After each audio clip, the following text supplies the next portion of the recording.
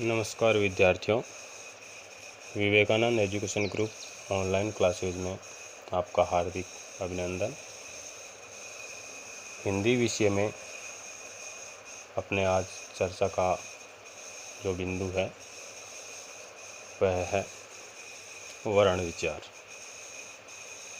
विद्यार्थियों, वर्ण विचार अर्थात वर्णों के बारे में चिंतन मनन करना, उनके बारे में विचार विमर्श करना। वर्ण विचार व्याकरण का वह भाग है जिसमें वर्णों की उत्पत्ति, भेद, आकार, उच्चारण स्थान तथा वर्णों से बने शब्दों का निरूपण किया जाता है। विद्यार्थियों, मैं आपको बता दूं कि अगर हमसे कोई पूछे कि वर्ण विचार में आप क्या क्या अध्ययन करेंगे, वर्ण विचार में कौन कौन सी बातें आती है, तो इसका सटीक उत्तर यही बनता है कि वर्ण विचार में हमारा चर्चा का जो विषय रहेगा वो यह रहेगा कि हम ये पढ़ेंगे कि वर्णों की उत्पत्ति कैसे हुई, वर्णों की उत्पत्ति कहाँ से हुई, वर्णों के भेद कितने हैं, वर्णों का आकार कैसा है, वर्णों का उच्चारण स्थान कौन सा है, वर्णों से शब्द कैसे बने। ये सारी बातें अध्ययन की जाती है वर्ण विचार विषय वस्तु। विद्यार्थियों, अब हम पढ़ेंगे कि वर्ण क्या है। सामान्य प्रश्न बनता है कि वर्ण क्या है। वर्ण ध्वनि की लघुतम इकाई को वर्ण कहते हैं। हम अपने मुख से जो ध्वनि उत्पन्न करते हैं और उस ध्वनि की जो सबसे छोटी से छोटी इकाई होती है, उसका छोटे से छोटा जो अंश होता है, उस अंश को, उस छोटी से छोटी इकाई को वर्ण कहते हैं। अर्थात वर्ण उस मूल ध्वनि को कहते हैं जिसके खंड न हो। सामान्य तौर पर हम ऐसा भी समझ सकते हैं कि हम अपने मुख से विविध ध्वनियाँ उत्पन्न करते हैं। हम चीखते भी हैं, हम चिल्लाते भी हैं, हम कुछ उचित अनुचित शब्दों का भी उच्चारण करते हैं।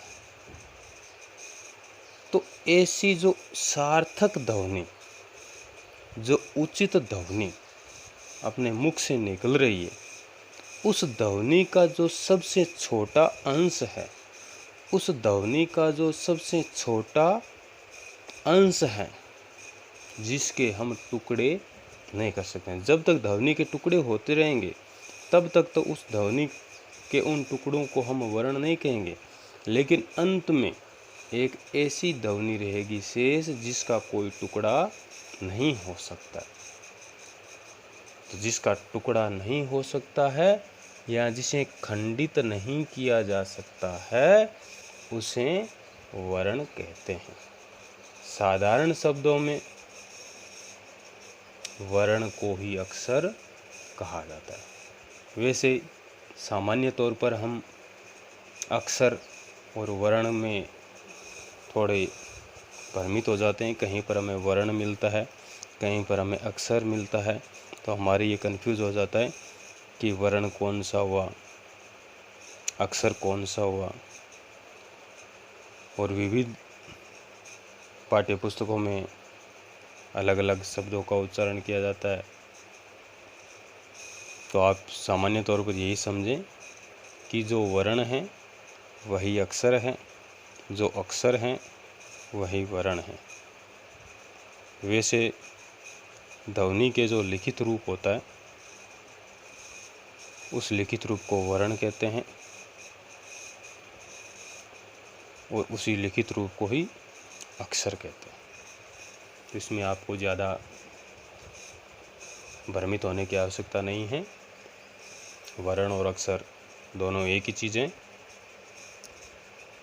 अब जैसे हमने अभी पढ़ा कि ध्वनि, यहाँ पर भी शब्द आया है ध्वनि। अब हम पढ़ेंगे कि ध्वनि क्या है।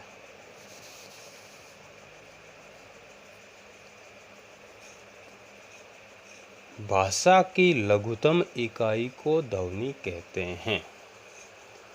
हम अपने मुख से जो भाषा बोल रहे हैं, जो भाषा उच्चारित करते हैं, उस भाषा का जो सबसे छोटा अंश होता है, उस छोटे अंश को कहते हैं ध्वनि।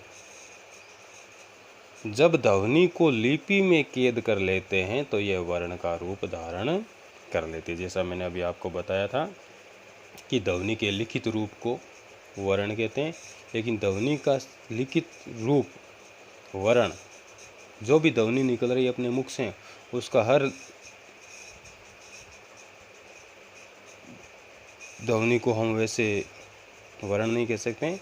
यानी जो अपने मुख से ध्वनि निकल रही है उसे सही तरीके से सुनियोजित ढंग से लिपिबद्ध करते हुए जब हम उसे लिखित रूप में देते हैं तब वह वर्ण कहलाती है। जैसे हम अपने मुख से कुछ ध्वनि ऐसे भी निकालते हैं जिनका कोई लिखित रूप नहीं होता है, जिन्हें लिपिबद्ध नहीं किया जा सकता है, तो वो वर्ण में नहीं आती। तो सामान्य अर्थ है कि जब ध्वनि को लिपि में कैद कर लेते हैं, जैसे अपने मुख से ध्वनि निकली है क, और उस क को हमने लिपि के अनुसार, अपनी हिंदी भाषा की जो लिपि है, देवनागरी लिपि है, इससे तो आप परिचित हो चुके हैं पहले पिछली कक्षाओं में भी कि अपनी हिंदी भाषा की लिपि कौन सी है। तो कौन सी हिंदी भाषा की लिपि? देवनागरी। शाबाश। तो अपनी देवनागरी लिपि में क का स्वरूप इस प्रकार निर्धारित किया गया। ये जो क दिखाई दे रहा है ना आपको, ये क का स्वरूप निर्धारित किया गया अपनी हिंदी लिपि में, हिंदी की जो देवनागरी लिपि है उसमें।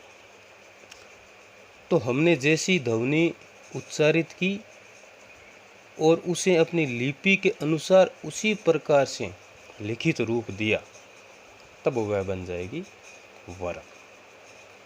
इसी जैसे क, च, ए, ये सारी क्या हो गई? ध्वनि। और ध्वनि हमेशा अर्थ देने में असमर्थ होती है। इस बात को विशेष ध्यान से समझें कि ध्वनि से कभी भी कोई अर्थ नहीं मिल सकता है हमें। इसलिए ध्वनि हमेशा अर्थ देने में क्या होती है? असमर्थ। जैसे मैंने यहाँ पर लिखा है कमल, इसमें देखो क के साथ ए की ध्वनि, मैं के साथ ए की ध्वनि, फिर ल के साथ ए की ध्वनि। कितनी ध्वनियाँ मिली यहाँ पर? 6 ध्वनि। और 6 ध्वनियों को लिपिबद्ध सुव्यवस्थित ढंग से उन्हें रखा गया, उसे लिखित रूप दिया। तो इस तरह से ध्वनियों के संयोग से ध्वनि समूह की रचना हुई है। और ये ध्वनि समूह किसको रूप दे रहा है? शब्द। ध्वनियों का जो उचित ध्वनियों का जो समूह है उससे शब्द का निर्माण हुआ। इसी तरह से चम्मच, च, ए, 2 ध्वनियाँ हो गई, फिर मैं की ध्वनि, फिर और मैं की ध्वनि, ए की ध्वनि, च की ध्वनि और ए की ध्वनि। इस तरह से यहाँ पर 7 ध्वनियाँ मिल करके उन्होंने एक समूह बनाया और उस समूह से एक शब्द बना है चम्मच। इसी तरह से इसमें ए ध्वनि, न ध्वनि, आ की ध्वनि, रे की ध्वनि और ए की ध्वनि। कितनी ध्वनियाँ हुई इसमें? 5। और इन पांचों ध्वनियों को जब लिखित रूप में हमने इसे स्थान दिया या इसे लिखित रूप दिया, अर्थात ध्वनियों के समूह का स्वरूप बनाया, तो यहाँ पर एक शब्द बना है अनार। तो इसी तरह से आगे बढ़ते हैं हम।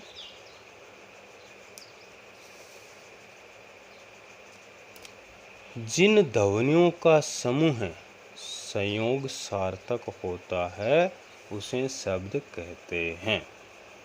विद्यार्थियों, आपको मैं बता दूं कि अपने मुख से जो ध्वनि निकलती है, उस ध्वनि का जो सबसे सूक्ष्म अंश होता है, उसकी जो सबसे छोटी से छोटी इकाई होती है, उस इकाई को कहते हैं अक्षर, या उस इकाई को कहते हैं वर्ण। और वर्ण अपना रूप कब लेता है? जब उस मुख से निकलने वाली जो ध्वनि है उसे हम लिखित रूप में प्रदान करेंगे, उसको लिखित रूप देंगे, या अर्थात जब हम उसे अपनी भाषा के अनुरूप जो लिपि है उस लिपि में हम उसे बांधेंगे, लिपिबद्ध करेंगे, तब वह किसका रूप लेगी? वर्ण का रूप लेगी। और ऐसे बहुत से वर्ण का जब संयोग बनेगा तो बहुत से वर्णों का संयोग बन करके क्या बन जाएगा? शब्द बन जाएगा। तो सामान्य याद रखें ये कि जिन ध्वनियों का समूह संयोग सार्थक होता है, जैसे मैं आपको बता दूं कि यहाँ पर मैंने लिखा है कि जिन ध्वनियों का समूह है। यहाँ पर ध्वनि क्या है?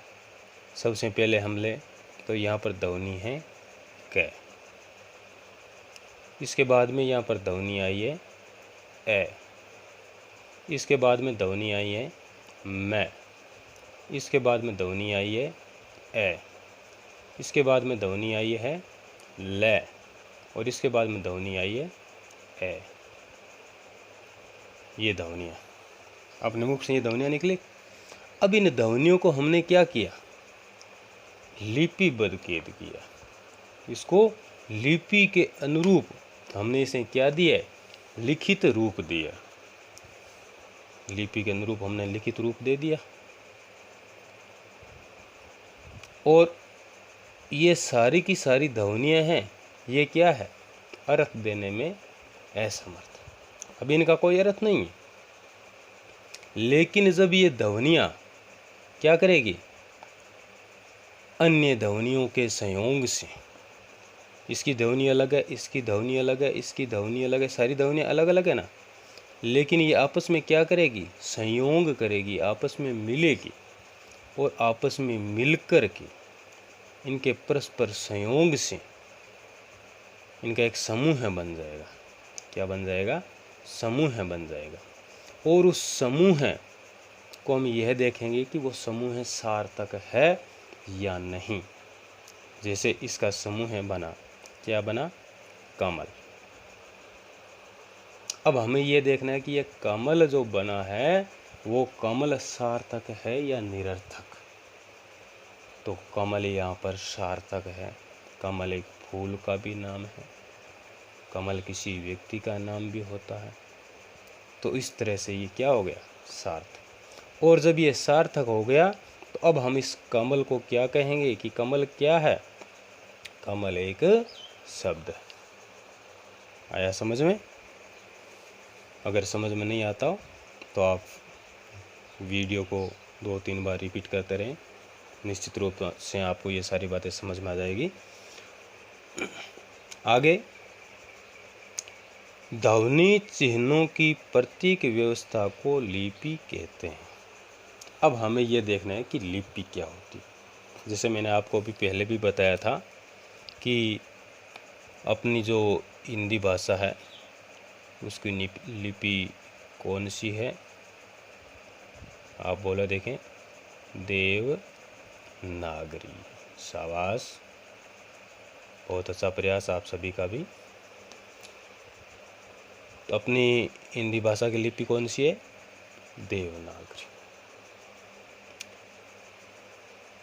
तो अभी मैंने आपको बताया कि ध्वनि चिन्हों की प्रतीक व्यवस्था, जैसे अपने मुख से ध्वनि निकली है क। अब क कैसे लिखा जाएगा?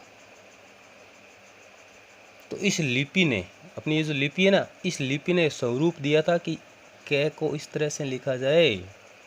इस तरह से जो भी लिखा जाएगा वो वर्ण क्या कहलाएगा? क कहलाएगा। तो इस तरह से प्रत्येक जो अपने मुख से ध्वनियाँ निकली और उन ध्वनियों को जब लिखित रूप देने का जो प्रयत्न किया गया, उनको जो प्रतीक दिए गए, जो व्यवस्था की गई है, वो व्यवस्था क्या कहलाती है? लिपि कहलाती है। और अपनी हिंदी की लिपि है देवनागरी। अब हम आगे चलते हैं। जिसके माध्यम से हम अपने विचारों का आदान प्रदान करते हैं उसे भाषा कहते हैं। मनुष्य की ये स्वाभाविक विशेषता है कि वो अपने मन के विचारों को, मन में उत्पन्न होने वाले भावों को अपने समूह में उपस्थित समूह के सामने, अपने समूह के सदस्यों के सामने वो प्रस्तुत करें। जैसा कि हम अपने इतिहास में पढ़ते आ रहे हैं कि आदि मानव के पास जब कोई भाषा नहीं थी तो वो अपने मन को, भावों को व्यक्त करने के लिए संकेत किया करता। अगर उसे दुख होता तो वो रोने लगता, उनकी आंखों में आंसू आ जाते। तो उसके अन्य जो समूह के सदस्य वो ये समझ लेते थे कि बंदा दुखी है, अपना साथी पीड़ित है, तो उनकी पीड़ा को कम करने का प्रयत्न करते। लेकिन कुछ भाव ऐसे भी होते थे जिन्हें व्यक्त करने का कोई माध्यम नहीं था, जिन्हें व्यक्त करने का कोई एक निश्चित संकेत नहीं था। जैसे भूख लगती है तो हम इशारा करते हैं, प्यास लगती है तो हम इशारा करते हैं। हर कार्य की गतिविधि के लिए कोई न कोई संकेत निर्धारित है। लेकिन कुछ बातें ऐसे भी हैं जो भाव बड़े होते हैं, जिनमें काफ़ी परिवर्तन आते रहते हैं बीच में। उन भावों को व्यक्त करने के लिए कोई संकेत नहीं थे। तो उन संकेतों को नहीं समझ पाने के कारण धीरे धीरे जब मानव विकास की प्रक्रिया आगे बढ़ी और अपनी मनुष्य ने कुछ समझ धारण की, तो धीरे धीरे भाषा का उद्भव हुआ। तो भाषा क्या है? सामान्य अर्थ है बिल्कुल। इसमें हमें यही याद रखना है कि जिसके माध्यम से हम अपने विचारों का आदान प्रदान करते हैं, हम अपनी दूसरे को सुनाते हैं और दूसरे की हम सुनते हैं, वो क्या हो जाती है? भाषा। आपको मैं बता दूं कि अपनी जो भाषा शब्द है, भाषा शब्द भास धातु से बना है। संस्कृत की जो भास धातु है उससे बना है भाषा।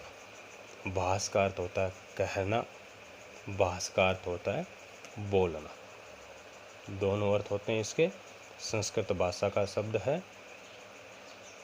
तो भास धातु से भाषा शब्द निकला है, जिसका अर्थ होता है कहना या बोलना। तो विद्यार्थियों, आपको इतनी बातें ज़रूर समझ में आई होंगी। गहनता से अध्ययन जारी रखें। अगर कोई बात समझ में नहीं आती है तो अपने वीडियो को रिपीट करते रहें, निश्चित रूप से आपको ये बातें अवश्य समझ में आएगी। और ये छोटी छोटी बातें अपने जीवन में हमें सफलता दिलाने वाली, कहीं पर भी सफलता की सीढ़ी के रूप में साबित हो सकती है। तो आगे हम अध्ययन करते हैं। आज का अपना जो प्रमुख विषय है वर्ण था। अब हम वर्ण पर आगे विचार करते हैं। वर्ण क्या होता है, वर्ण किसे कहते हैं, ये सारी चीज़ें मैं आपको पीछे बता चुका हूँ। एक बार फिर से मैं रिवीजन करता हूँ, ध्यान से सुनते रहें कि अपने मुख से जो ध्वनि निकलती है उस ध्वनि का जो बिल्कुल सूक्ष्म रूप होता है या उसकी जो लघुतम इकाई होती है, उस लघुतम इकाई को वर्ण कहते हैं। ध्वनि की लघुतम इकाई को वर्ण कहते हैं और भाषा की लघुतम इकाई को ध्वनि कहते हैं।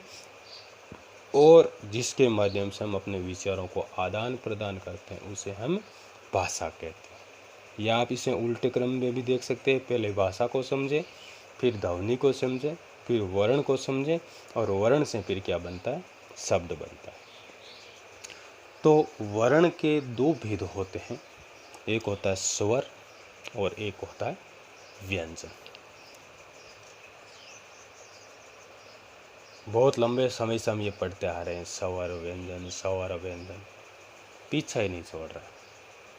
लेकिन मुझे ऐसा लगता है कि निश्चित रूप से इस वीडियो को देखने के बाद में शायद ही स्वर और व्यंजन को लेकर के विद्यार्थियों के मन में ऊहापोह की स्थिति बनी रहेगी। मेरा प्रयास ये रहेगा कि हर विद्यार्थी बताई गई बात को ध्यानपूर्वक गहनता से समझेंगे और वो अपने विषय वस्तु में सफलता हासिल करेंगे। तो विद्यार्थियों, अपने वर्णों के बारे में आगे विचार करते हुए आगे बढ़ते हैं कि वर्णों के दो भेद होते हैं, एक होता है स्वर और एक होता है व्यंजन।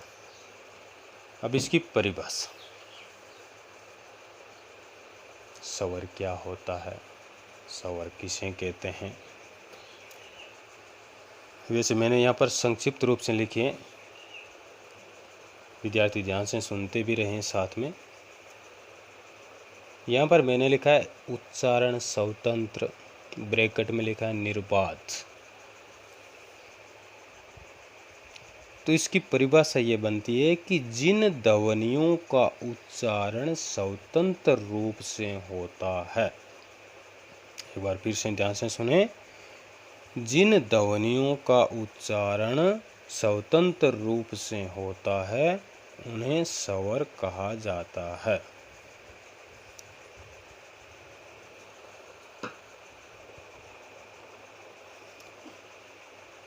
एक बार फिर ध्यान से देखें, जिन ध्वनियों का उच्चारण स्वतंत्र रूप से होता है उन्हें स्वर कहा जाता है। अपने मुख से जो ध्वनियाँ निकलती है उन ध्वनियों को वर्ण कहते हैं। वर्णों के दो भेद होते हैं, स्वर और व्यंजन। तो स्वर के जो वर्ण होते हैं उनका उच्चारण हमेशा स्वतंत्र होता है, अर्थात निर्बाध। निर्बाध यानी निर प्लस बाध, जिसके उच्चारण में हमें कोई भी बाधा, हमें कोई भी कठिनाई नहीं आए, ऐसे वर्ण क्या कहलाते हैं, निर्बाध वर्ण कहलाते हैं। और निर्बाध वर्ण ही क्या होते हैं, स्वर होते हैं। जिन ध्वनियों के उच्चारण में मुख का कोई भी अंग श्वास वायु को बाधा नहीं पहुंचाता है। देखो, हम जब वर्णों का उच्चारण करते हैं, आप प्रयास करके भी देखते रहना साथ में, तो देखो कुछ ध्वनियाँ ऐसी हैं कुछ वर्ण ऐसे हैं जिनका उच्चारण करते हैं तो ध्वनि वो कंठ से निकलती है। कुछ ध्वनियाँ ऐसी होती हैं जो तालु से टकराती हैं। कुछ ध्वनियाँ ऐसी होती हैं जो मूर्धा से टकराती है। मूर्धा समझ गए क्या होता है? अपना जो मुख में जो ऊपरी सतह होती है ना, दांतों के पीछे थोड़ा सा, ठीक पीछे नहीं, उससे थोड़ा पीछे, और तालु से थोड़ा आगे ऊपर उठा हुआ हिस्सा होता है। आप अपनी जीभ को थोड़ा ऊपर टच करके देखें, ऊपर उठा हुआ ऐसा। वैसे तो हम चाय पीते हैं तो यहीं से अपनी जो मुख का अंग है वो जल जाता है, चमड़ी उतरने लगती है, और तो वो स्थान कहलाता है मूर्धा। उसके बाद में दंत, जानते ही हो आप, कुछ ध्वनियाँ ऐसी होती हैं जो दांतों से टकराती है, वो ध्वनि का स्थान कौन सा होता है? दंत। और उसके बाद में इससे भी आप परिचित ही होंगे, ओष्ठ। हम अपनी भाषा में होठ बोलते हैं, तो ओष्ठ। और इसके अलावा वो है नासिका, नाक। इससे भी आप परिचित हैं। तो अपने मुख से जो ध्वनियाँ निकलती है वो इन स्थानों से, सारे स्थानों से नहीं टकराती एक ही ध्वनि, हर ध्वनि अलग अलग स्थानों से टकराती है। जिन स्थानों से टकराती है तो वो स्थान उसके लिए क्या बन जाता है? बाधा बन जाता है, कठिनाई बन जाता है। तो स्वर होते हैं वो क्या होते हैं?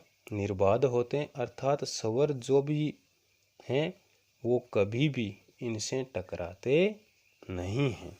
यानी ये अंग है, इनको कभी बाधा उत्पन्न नहीं होने देते। तो इस तरह से ये स्वर क्या कहलाते हैं? निर्बाध स्वर कहलाते हैं। कहने का तात्पर्य यही है कि स्वर है वो क्या होते हैं? निर्बाध होते हैं। ठीक है, एक बार फिर से मैं बता दूं आपको स्वर की परिभाषा, कि जिन ध्वनियों का उच्चारण स्वतंत्र रूप से होता है उन्हें स्वर कहते हैं। या हम ऐसे भी कह सकते हैं कि जिन ध्वनियों का उच्चारण निर्बाध होता है उन्हें हम स्वर कहते हैं। हिंदी में स्वर होते हैं 11। कितने स्वर होते हैं? 11। ए, आ, इ, ई, उ, ऊ, री, ए, ऐ, ओ, औ। इस तरह से ये हिंदी में स्वर हो गए 11।